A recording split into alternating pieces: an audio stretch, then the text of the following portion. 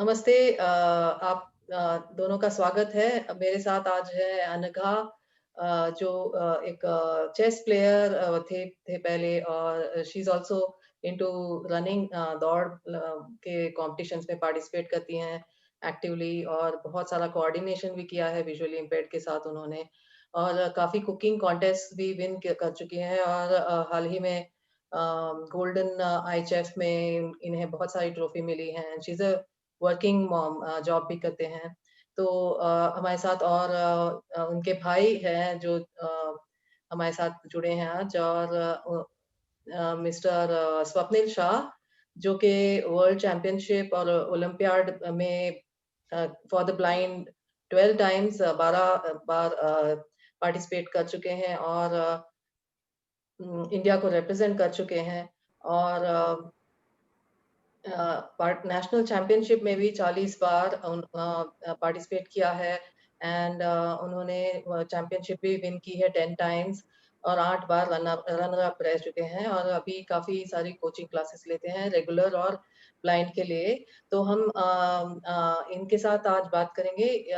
इस साल 3 दिसंबर को अंतर्राष्ट्रीय स्तर पर जो दिव्यांग व्यक्तियों का अ, अंतर्राष्ट्रीय दिवस मनाया जाएगा, उसके अवसर पर हमें ग्लोबल इंक्लूजन समिट एक रखा है दिसंबर 5 को, जहाँ पे दिव्यांग सब सेलिब्रेट करेंगे एक साथ गाइड रनर्स ऑफ इंडिया के साथ, गाइड रनर्स इंडिया टीम के साथ। तो पहला सवाल मेरा मिस्टर स्वप्निल शाह से होगा कि आप बताइए मुझे कि आपका क्या एक्सपीरियंस रहा गाइड रनर्स इंडिया टीम का virtual run for community 1 and 2 में पार्टिसिपेट करने का, और अपने चेस प्लेयर होने के बावजूद आपने रनिंग इवेंट्स में भी पार्टिसिपेट किया, तो कैसे आपका एक्सपीरियंस रहा? What motivates you?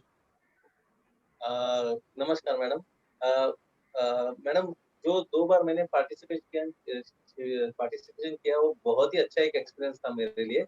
और मैं स्पोर्ट्स पर्सन हूँ, मेरा चेस गेम भी रहा तो भी मेरे लिए रनिंग या वॉकिंग ये ज़रूरी है, क्योंकि स्टैमिना के लिए ये ज़रूरी होता है, क्योंकि हमारा चेस गेम वो होता है, कभी-कभी 6-6 7-7 आवर्स का भी मैच होता है, तो उस टाइम में स्टैमिना का बहुत ज़रूरत होता है।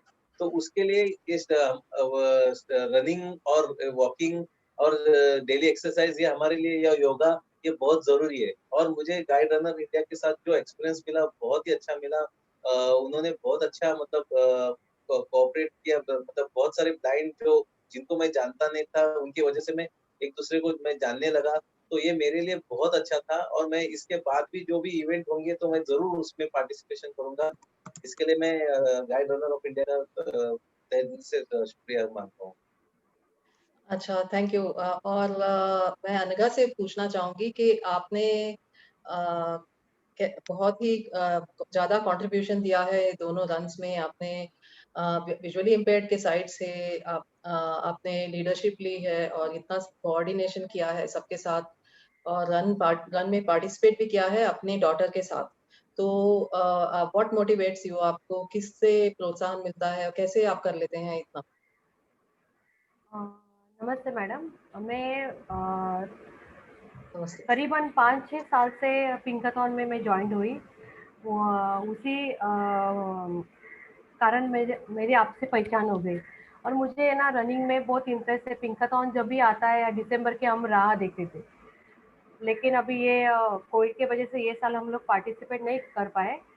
और जैसे कोविड चालू हुआ, तभी से आप गाइड रनर के साथ जो भी फ़ोन बडीज़ हम आपने हमें दी है, उनके माध्यम से हमें बहुत सारा उन्होंने हमें प्रेरित किया कि आप ये एक्सरसाइज़ करो, ये करो, आपका जो भी प्रॉब्लम है हमें बताओ।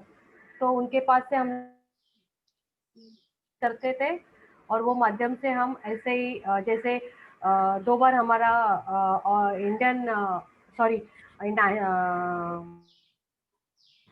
इंटरनेशनल वर्चुअल रन हमारा जो रन किया, तो तभी मुझे वो बहुत अच्छा लगा कि मैं जो भी मेरे हमारे दिव्यांग जो फ्रेंड्स हैं, उनसे कॉन्टैक्ट हुआ, और बहुत खुशी हुई कि छोटे-छोटे बच्चे से लेके सब लोग ने उसमें पार्टिसिपेट किया, और ये फर्स्ट टाइम हम लोग के लिए ये अनुभव था। इसके पहले हम लोग चलो पिंकाथॉन है, उसके पहले थोड़ा प्रैक्टिस करें और जाके प पिंकाथॉन में पार्टिसिपेट करना हो गया, चलो हो गया। लेकिन ये जो वर्चुअल रन, ये 2 टाइम हम लोग ने वर्चुअल रन में पार्टिसिपेट किया, तो ये हमारे लिए नया अनुभव था। तो और आपका अगर ये जो वर्चुअल रन था जो स्पेशली विजुअली इम्पेयर्ड दिव्यांग के लिए था और गाइड रनर्स के लिए था, तो आपको लगता है कि इस तरह के रन ज़्यादा मोटिवेट करेंगे जनरल कोई भी रन में जाएँ उससे ये रन करने से आपको ज़्यादा प्रोत्साहन मिला है या एनकरेजमेंट हुआ है कैसे? अ, नहीं, ये रन से तो हमें बहुत अच्छा प्रोत्साहन मिला है। इससे थोड़ी खुशी भी हुई, क्योंकि ये माध्यम हमें मालूम नहीं था। इस वजह से हमें सब वर्चुअल इसका कभी किया अनुभव नहीं, हाँ। नहीं, कभी नहीं किया था। इससे वर्चुअल गाइड भी कभी नहीं थे। नहीं तो हम लोग को ये नया अनुभव मिला, इससे ज़्यादा खुशी मिली, और ये सेफ ज़ोन में था, इसके लिए कोई दिक्कत भी नहीं आई। आप ये भी बताइए कि आप पिंकाथॉन की बात कर रहे थे, तो आपने पहले भी किया था और ये इस साल लास्ट ईयर 2019 में पूरा ट्रेनिंग हमने किया साथ में और फिर वर्कशॉप्स भी काफ़ी सारे हुए। डॉक्टर ईश्वर मैम हम लोग अपने ने आप डॉक्टर ईश्वर यूएस से आए थे जी, आप जी। सबसे मिलने और मैं भी कई बार आ चुकी हूँ मुंबई। तो क्या आप कंपैरिज़न के बताइए कि कैसा आपको डिफरेंस लगा कि हमने ये जो वर्कशॉप्स किए और एक्स्ट्रा जो आपके साथ टाइम स्पेंड किया? 2019 में जैसे पिंकाथॉन का हमारा पार्टिसिपेट करने के बाद, पहचान होने के बाद में हम लोग को इतना सारा एक्सपीरियंस आया है कि इसके पहले कभी नहीं आया था। मतलब आप हर संडे हम लोग दादर में शिवाजी पार्क में ट्रेनिंग लेते थे। हम लोग हर संडे वहाँ जाके ट्रेनिंग, जो गाइड रनर है हमारे पास से ट्रेनिंग करके लेते थे। फिर मंथ में कहाँ भी एक जगह आप बुला के हमारे और एक्सरसाइज करके लेते थे। इस वजह से हमको ज़्यादा मोटिवेशन मिला, और बहुत अच्छा लगा। इसके पहले ऐसा एक्सपीरियंस हमें कभी भी नहीं मिला। और ये जो आप ट्रेनिंग देते हैं, इसका जितने भी हमारे दिव्यांग हैं, सबसे सुनने को आ रहा है कि 2019 में जो हम लोग को ट्रेनिंग दी, इससे हम लोग बहुत खुश हैं, और आगे भी आप ऐसे ही हमारे हमको गाइड करते रहें। Thank you Anagha. स्वप्निल आपको मैं पूछना चाहती हूँ कि आप ने सर्टिफिकेशन प्रोग्राम गाइड रनर्स के जो लर्निंग सेशंस है वो भी आपने अटेंड किए हैं, तो व्हाट आपका क्या विचार है कि इस तरह के प्रोग्राम आपको बेनिफिट हुए हैं और आगे हमें क्या करना चाहिए? अ, हाँ मैडम, मैंने अटेंड किए थे, मैं 3-4 प्रोग्राम अटेंड कर चुका था। तो मुझे बहुत अच्छा लगा मैडम, एक्चुअली उसमें कुछ नए ट्रिक्स मतलब समझते हैं, जो कि हमें पता नहीं होती है। मतलब हम कभी-कभी मतलब एक्सरसाइज़ भी करते हैं, तो बहुत सारी एक्सरसाइज़ में गलती करते हैं। तो वो जो ट्रिक्स जो बताई गई ना, तो उसमें हमें समझ गया कि हमको क्या करना है और क्या नहीं करना है। और जो डाइट बताया जाता है, तो वो भी हमें मतलब उसका भी बहुत मतलब फ़ायदा हुआ। तो ये सब चीज़ मुझे मतलब पता नहीं थी। तो वो न्यूट्रिशन उससे सेशन भी आपने अटेंड किया है शायद। हाँ जी, हाँ जी। तो उससे मुझे बहुत फ़ायदा हो गया। तो ऐसे सेशन और भी ऑनलाइन, ऑफ़लाइन जैसे भी मतलब अभी तो ऑफ़लाइन नहीं हो सकते, लेकिन ऑनलाइन हो या ऑफ़लाइन कभी आगे जाके तो अगर होंगे तो मैं ज़रूर अटेंड करूँगा। उससे मुझे भी फ़ायदा होता है और मैं मेरे जो दोस्त लोग हैं जो ये सब करते हैं, तो उनको भी मैं बता सकता हूँ कि इससे क्या-क्या फ़ायदा होता है। ओके, तो आप कुछ बता रहे थे कि चेस प्लेयर्स को भी फिट रहने के लिए रनिंग जैसे एक्सरसाइज, रनिंग जैसे वर्कआउट, योगा जैसे वर्कआउट चालू रखने चाहिए। तो उसके बारे में बताइए कि किस तरह से हेल्प करता है वो? मैडम सबसे मैंने जैसे बताया कि हमें 6-6 7-7 घंटा बैठा तो उसके लिए बहुत स्टैमिना लगता है। मेनली क्या होता है कि आप अ, भले बॉडी थकी तो भी हम लोग काम कर सकते हैं, लेकिन जब माइंड थक जाता है तो पूरी बॉडी थक जाती है। तो इसके लिए हमें अगर एक्सरसाइज होगा तो हम उधर 6-7 घंटा देने के बाद भी हम लोग फिट रह सकते हैं। और कभी-कभी तो ये 2-2 मैच होते हैं दिन में। तो मतलब 6 आवर का अगर मॉर्निंग में खेला तो 6 आवर का मुझे शाम को भी खेलना है। तो 12 आवर मुझे बैठ के खेलना है और वो एक जगह पे और उसमें माइंड को ये करना है तो उसके लिए बहुत स्टैमिना लगता है। तो ये सिर्फ़ इस रनिंग वॉकिंग और योगा की से ही होगा और इससे एक तो मतलब स्टैमिना बढ़ता है, दूसरा इन्हें टेम्परामेंट जो हमारा है पेशेंस ये सब चीज़ में वो उसका फ़ायदा होता है और वो गेम में ऑटोमैटिकली फ़र्क गिरता है क्योंकि जभी भी क्रूशियल स्टेज आता है तो ये सब चीज़ स्टैमिना हो या पेशेंस हो या टेम्परामेंट हो ये बहुत उस टाइम में काम होता है आता है। इसके लिए ये चीज़ बहुत ज़रूरी है हमारी लाइफ में। अच्छा, तो आप ये बताइए कि आप चेस कोच हैं, तो कैसे 1 हफ्ते में कितने दिन आप चेस का गेम प्रैक्टिस कितने घंटे प्रैक्टिस करेंगे और कितना टाइम आप फिज़िकल एक्टिविटी में स्पेंड करेंगे, फिटनेस में? मैडम अभी तो मैं डेली अभी तो घर में हूँ, तो डेली मैं मॉर्निंग और शाम को मेरा योगा और एक्सरसाइज मैं करता हूँ अभी। और चेस का प्रैक्टिस तो मेरा दिन में 2 या 3 आवर 3 आवर्स का होता ही है। और मैं कोचिंग क्लासेस में मेरे 2 मतलब 1 आवर का कोचिंग सेशन होता है, लेकिन 1 आवर बोलने के लिए होता है, 1 आवर का वो 1 our and 1 and half hour वो बहुत बार ऐसा एक्सटेंड हो जाता है। तो 3 घंटा तो एटलीस्ट मेरा कोचिंग में जाता है। तो दिन मेरा ऐसा ही बहुत मतलब फिक्स हो गया है। अच्छा, तो सुबह और शाम तो एक्सरसाइज़ का जो रेगुलर एक्सरसाइज़ फिटनेस के हाँ, लिए टाइमिंग होता है, वो रखना चाहिए सबको जारी। ज़रूर, ज़रूर, ज़रूर, क्योंकि अभी हाँ, टाइम है तो उसको यूज़ कीजिए। क्योंकि एक बार टाइम अभी जैसा मैं ऑफ़िस और सब शुरू होगा तो शायद मैं एक दिन में एक ही बार कर सकूँगा। तो करेक्ट। अभी जो मेरे पास टाइम है तो मैं उसका यूज़ कर रहा हूँ। करेक्ट। सो मैं अनघा को पूछना चाहूँगी कि आपको कैसे क्या बेनिफिट हुआ योगा और दूसरे एक्सरसाइज़ ये लॉकडाउन में जो आपने वर्चुअली किए, वर्चुअल गाइड के साथ, तो उसके बारे में बताइए और अम, आपको कैसे मदद हुई इस बेनिफिट्स? अ, मैं करीबन अप्रैल से आपके माध्यम से मुझे योगा टीचर मिली है, वर्षा मैम के पास से मैं सीखती हूँ। मुझे ना थायरॉइड का प्रॉब्लम था, मेरा वेट भी बहुत ज़्यादा था, तो मैं अभी वो जो उन्होंने मुझे एक्सरसाइज़ बताई है, वो मैं करती हूँ, डेली करती हूँ। अभी हम लोग भी ऑफ़िस में ये नवंबर से जाने लगे, तो मैं दिन में 2 बार करती थी, अभी मैं 1 ही बार करती हूँ। लेकिन वो मैं जो उन्होंने मुझे एक्सरसाइज़ दी, उससे मुझे बहुत फ़र्क पड़ा और मेरा वेट भी लॉस हुआ और मुझे थायरॉइड का भी प्रॉब्लम इतना नहीं हुआ। और जैसे कि हम लोग चलते हैं स्टेप्स चलते हैं तो ये होता है हम लोग को चढ़ने के लिए तकलीफ़ होती थी, तो अभी वो मुझे नहीं होती, मुझे फ्रेशनेस लगने लगा है। अनघा, आपने मैक्सिमम अटेंडेंस है आपका ये जो सर्टिफिकेशन प्रोग्राम के सभी कोर्सेज जो हमने ऑनलाइन किए, सबसे ज़्यादा आपका अटेंडेंस है। तो आपको क्या सीखना मिला, क्या बेनिफिट हुआ और आप आगे क्या देखना चाहेंगे इसमें? आगे ये आप कंटिन्यू रखना मैम, जैसे भी रेगुलर चालू होगा सब, तो भी ये कंटिन्यू रखना, ये माध्यम से तो हमें मतलब कभी जो हम लोग को इतना साल में मतलब जैसे हम लोग बोलते हैं ना कि एक्सरसाइज चालू कर किया है तभी से इतना फ्रेश लगने लगा है, बहुत फ्रेश लगने लगा। और इसके पहले हम लोग मतलब सिर्फ देखते थे, कुछ उल्टा सुल्टा करते थे, उससे तकलीफ होती थी। अभी कैसा बराबर सिखाते हैं वैसे, और वो सामने से बताते हैं कि आप ऐसा करो वैसा करो, तो मुझे बहुत अच्छा लगता है और ये ऐसा ही आप कंटिन्यू रखो। अच्छा, और तो इसके पहले हम लोग को ये अनुभव नहीं आया था, इसके लिए या बहुत खुशी है और ये प्लीज़ कंटिन्यू रखिए। Thank you. सो दूसरा आपको पूछना चाहती हूँ कि आप भाई-बहन जो एक-दूसरे का सपोर्ट होता है साथ में रह के और एक-दूसरे को मोटिवेशन मिलता है, तो और क्या-क्या आपको आपने आप डू यू थिंक दैट आपने आपको कुछ स्पेशल एडवांटेज था कि आपका भाई भी इस तरह से स्पोर्ट्स में है और इससे उसके बारे में बताइए। बचपन में आपने कैसे भाई-बहनों ने एक-दूसरे के लिए सपोर्ट सिस्टम कैसा था आपका घर में? अ, मैं बड़ी बहन हूँ स्वप्निल की। हम लोग दोनों को बाय बर्थ प्रॉब्लम है कैटरैक्ट का।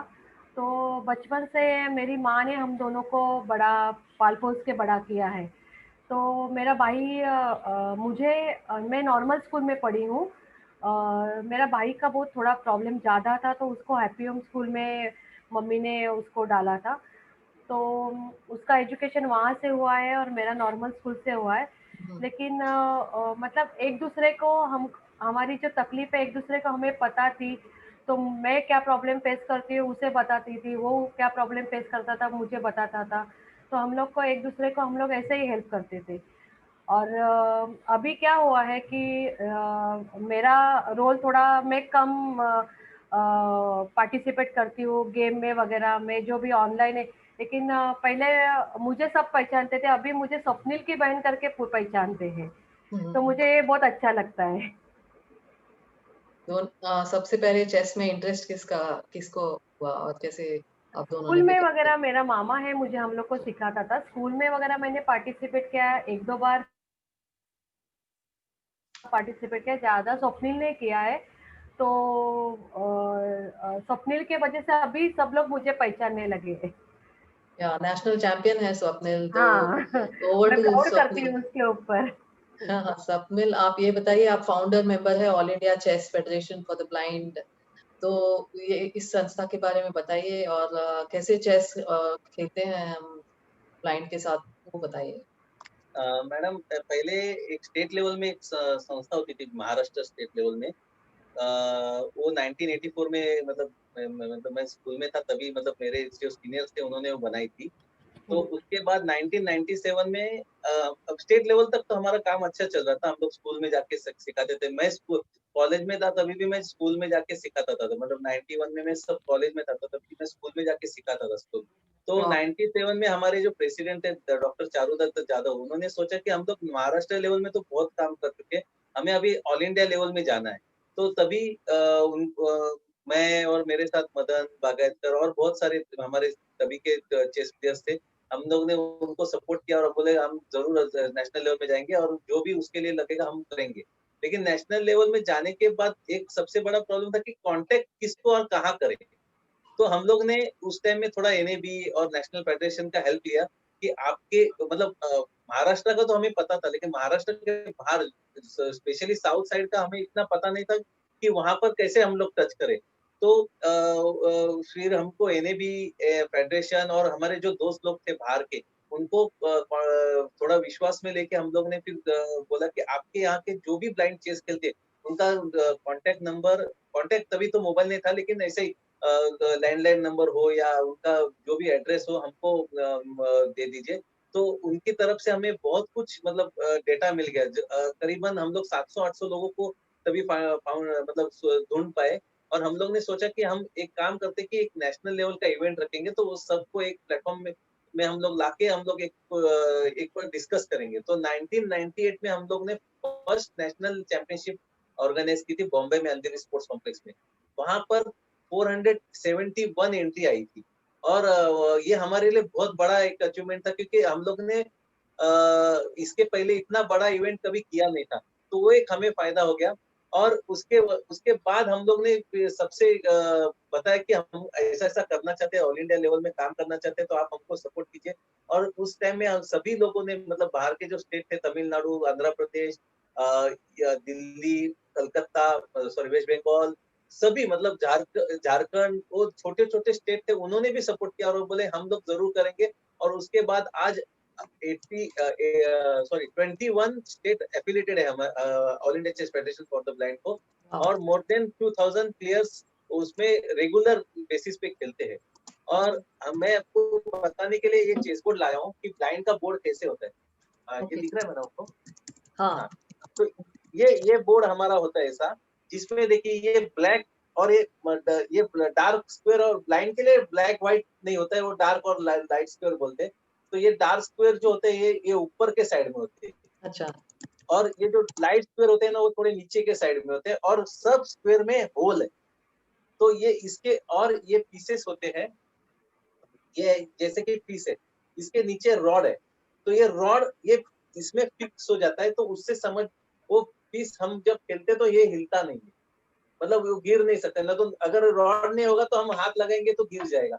तो और व्हाइट पीस के ऊपर कुछ डॉट नहीं होता है, और हम्म, ब्लैक पीस के ऊपर डॉट होता है, तो उससे व्हाइट और ब्लैक पता चलता है ब्लाइंड को कि ये व्हाइट पीस है और ये ब्लैक पीस है। और जब बोर्ड सेट होने के बाद वो जिसपे इस पे हम लोग जब सेट करते हैं बोर्ड पे, तो ये हमें समझ में आता है कि व्हाइट पीस कौन सा है, डार्क पीस कौन सा है। और व्हाइट स्क्वायर मतलब नीचे का स्क्वायर होगा, और ब्लाइंड के लिए ऊपर का स्क्वायर ब्लैक स्क्वायर होगा। और उसके उस हिसाब से हम लोग अपना गेम सेट करते हैं। हर एक पीस का ये जो डिजाइन है वो अलग अलग है, तो उससे भी ब्लाइंड को पता चलता है कि वो मतलब वो कौन सा पीस है। और बाकी जो गेम होता है वो माइंड में फिक्स होता है। और अभी जो बोर्ड हमने बनाए हैं उसमें ब्रेल में भी हमने लिखा है कि स्क्वायर, ब्रेल में भी बनाया है स्क्वायर, तो उसमें मतलब जो प्लेयर्स होते हैं जो नए आते हैं तो उनको ब्रेल में भी उस देख के वो गेम लिख सकता है, क्योंकि इसमें चेस में गेम लिखना कंपलसरी होता है, तो गेम लिखने के लिए भी उनको काम में आता है। तो ये हम लोग ने ये बनाया है। और अभी जैसे कि मैंने बताया 1997 से अभी तक मोर देन 10,000 के ऊपर हम लोग ने बोर्ड अभी तक बना के हम लोग ने सब डिस्ट्रीब्यूट किए। राइट। अच्छा, ये बताइए टॉकिंग क्लॉक के बारे में, जो ब्लाइंड के लिए यूज होता है। हाँ मैडम, टॉकिंग क्लॉक जो होता है यूज वो अनफॉर्चुनेटली अभी तक इंडिया में तो नहीं बना है, वो उसके लिए उसके ऊपर काम चल रहा है, लेकिन ये स्पेन में जो कंपनी है कैजा करके कंपनी है, उस उधर वो बनता है। उससे मतलब ये समझता है कि मतलब चेस गेम जो होता है टाइम के ऊपर डिपेंडेबल होता है। तो टाइम फिक्स टाइम होता है कि अपोनेंट के लिए 1 आवर होगा तो मेरे लिए 1 आवर होगा, या अपोनेंट के लिए 2 आवर्स होगा तो मेरे लिए भी 2 आवर्स होता है। तो उसमें वो बताता है कि हमारे पास कितना जब हम बटन प्रेस करते तो मतलब हम लोग ईयरफोन लगा के सुन सकते हैं कि हमारे पास कितने टाइम बचा है और ओपोनेंट के पास कितना टाइम बचा है। तो ओके। वो क्लॉक अभी तक इंडिया में नहीं बना है, वो स्पेन में बनता है और उसका कॉस्ट 200 यूरो है। और उसका अगर मतलब वो भेजना है तो उसका वो लोग मतलब जो कुरियर के चार्जेस के साथ हमें वो और 2000 यूरो, सॉरी 200 यूरो, मतलब वो 18,000 19,000 जैसा भी यूरो का रेट ऊपर नीचे होता है, तो 80 रुपीज भी पकड़ेंगे तो भी वो 16,000 का क्लॉक और जो कुरियर के चार्जेस के हिसाब से वो 17 to 18,000 को हमको पड़ता है। तो वो हमें बहुत महंगा पड़ता है। और उसके ऊपर हम लोग इंडिया में भी 2-3 कंपनी से हम लोग ने बात करके रखा है कि हमको इस टाइप का क्लॉक इंडिया में बनाना है। तो उससे हमें वो क्लॉक 4,000 5,000 के रेट में अगर होता है तो हम लोग वो मतलब बना के हम लोग इंडिया में भी डिस्ट्रीब्यूट कर सकते हैं। क्योंकि अभी जो क्लॉक यूज होते हैं ना, तो हम वो डिपेंडेबल होते हैं नॉर्मल पर्सन के ऊपर कि हमारे पास टाइम कितना है और ओपोनेंट के पास टाइम कितना है, क्योंकि टाइम कंटिन्यू उनको बताना होता है। जैसे कि टाइम जैसे जैसे 1 मिनट 30 सेकंड 20 सेकंड नीचे नीचे आता है, तो उस टाइम में टाइम प्रेशर होता है, तो उस टाइम में हमें कंटिन्यू एक पर्सन की हेल्प लेनी पड़ती है कि आप हमको कंटिन्यू टाइम बता दीजिए। और वो क्लॉक अगर टॉकिंग क्लॉक हम लोग करेंगे तो हम खुद सुन सकेंगे, तो उसके लिए फिर किसी के ऊपर डिपेंडेबल रहने की जरूरत नहीं होती। अच्छा, और एक पूछना चाहती हूँ कि ब्लाइंड फोल्डेड चेस भी है क्या? साइटेड लोग ब्लाइंड फोल्ड चेस खेलते हैं? हाँ मैडम, ब्लाइंड फोल्ड चेस मतलब आप विदाउट बोर्ड जो चेस खेलते हैं वो ब्लाइंड फोल्ड चेस होता है। जैसे कि मैं और आप खेल रहे हैं तो मैं उसका नोटेशन होता है चेस का, E4 E5, वो लैंग्वेज में हम लोग डायरेक्ट बोलेंगे कि मैंने ये स्क्वायर में चला है, तो उसका नोटेशन है। मतलब मैंने पॉन अगर 2 स्टेप किंग के सामने का चलाता हूँ तो E4 बोलेंगे, तो आप जो भी चलाते तो आप आपके मतलब उसमें बताएंगे कि मैंने चेस का लैंग्वेज है, तो उसमें लैंग्वेज आप है। बताएंगे कि मैंने ये चला है। तो तो वो ये सब मैं आप सिखाते हैं?